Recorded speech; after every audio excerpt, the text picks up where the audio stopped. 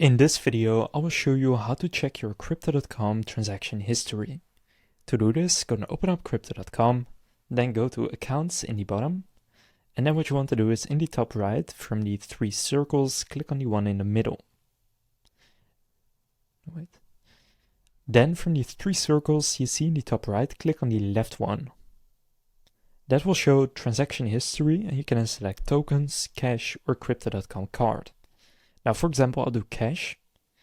And then here with your cash transaction history, you can see every purchase, every sell you did.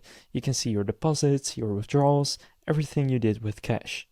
Then in the top right, you can click share, then select the start and end date, and you can then export with a CSV file, which you can simply download.